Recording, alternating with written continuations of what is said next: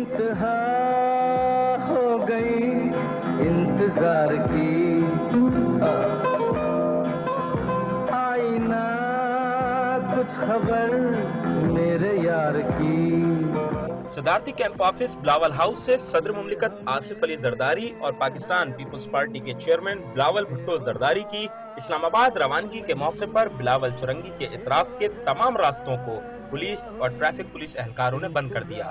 کئی منٹ گزر گئے، بالآخر 20 منٹ بعد صدر مملکت آصف علی زرداری اپنے کانوائے کے ہمراہ جلوہ افروز ہوئے اور اس دوران روکے جانے والی ٹریفک میں پھنسے عوام ان کے قافلے کو حسرت بھری نگاہوں سے تکتے رہے۔ صدر مملکت آصف علی زرداری کا کانوائے گزر جانے کے باوجود کئی منٹ تک ٹریفک کو بند رکھا گیا، جس کا مجموعی دورانیہ تقریباً نصف گھنٹے پر محیط تھا۔ بالآخر ٹریفک حکام نے VVIP موومنٹ کے بعد روٹ کو عام افراد کے لیے کھول دیا۔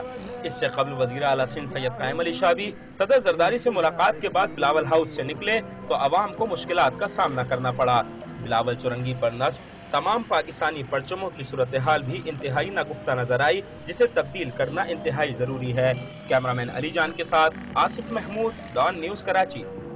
انتہا ہو گئی انتظار کی۔